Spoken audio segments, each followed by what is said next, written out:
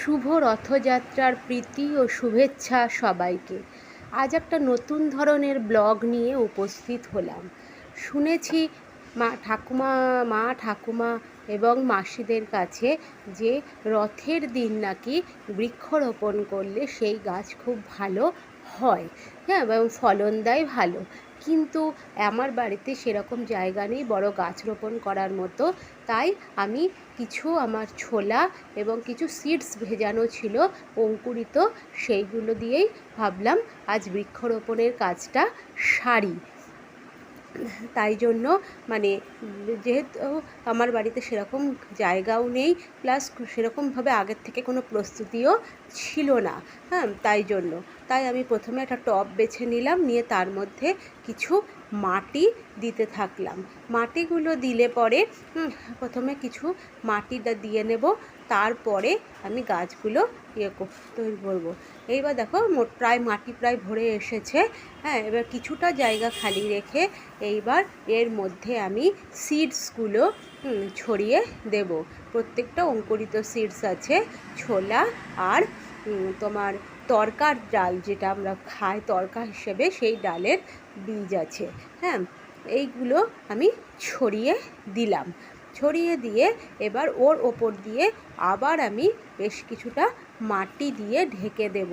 না হলে এটা এভাবে ছড়িয়ে রাখলেও হতো, কিন্তু ব্যাপারটা হচ্ছে পাখি বা কাকে এগুলো মুখে করে নিয়ে চলে যাবে।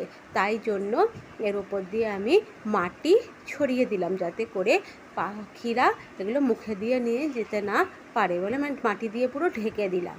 এরপর আমি ওর মধ্যে দেব জল। আমি দেখো বালতি করে জল নিয়ে এসেছি ছোটো দেখে, এবার একবারে বেশ খানিকটা জল ঢেলে দিলাম। দিয়ে এবার আলো বাতাসযুক্ত জায়গায় এটা আমি রেখে দেব। দেখা যাক কি হয়, হ্যাঁ। তোমাদেরকে এরপরে যখন চারা বেরোবে তখন অবশ্যই তোমাদেরকে আমি দেখাবো। এরপর হচ্ছে সেকেন্ড গাছ। দেখো আমার কাছে কতগুলো সিডস পেপার আছে, এগুলোকে সিডস পেপার বলা হয়। এই পেপারগুলোর মধ্যে সিডস থাকে, হ্যাঁ। তাই দেখো আমি তো এই সিডস পেপার দিয়ে একটা করার চেষ্টা করছি। আমি যদিও আগে কোনো দিন দেখো সিডস পেপার, হ্যাঁ, এই পেপার দিয়ে আমি কখনো আগে গাছ রোপণ করিনি, কিন্তু ভাবলাম যে সিডস পেপারগুলো যখন রয়েছে নষ্ট করে লাভ কি, এটা দিয়েই কাজ শুরু করি। তাই জন্য আমি আর একটা টবে আবার কিছু মাটি দিয়ে ভরে নিলাম, দিয়ে তারপর ওর ওপর আমি ওই সিডস পেপারগুলো একটা একটা করে, হ্যাঁ, পুরো পাতিয়ে দিয়ে দিলাম। এক একটা টবে এক একটা দিলেও হতো, কিন্তু আমি ভাবলাম বেকার যদি না হয়, হ্যাঁ, কোনো দিন তো করে আগে দেখিনি, তাই জাস্ট ট্রাই করার জন্যই সিডস পেপারগুলো দিয়ে দিলাম।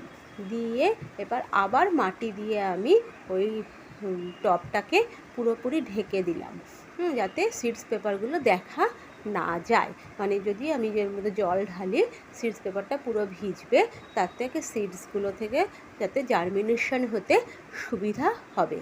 এরপর আমি মাটি দিয়ে পুরো ঢেকে দিলাম, দিয়ে এবার এর মধ্যে আমি ঢেলে দিলাম জল, দিয়ে এবার আলো হাওয়াযুক্ত জায়গায় আমি রেখে দেব। দেখা যাক কিছুদিন পরে যদি সিডস থেকে চারা বের হয়, তাহলে অবশ্যই তোমাদেরকে আবার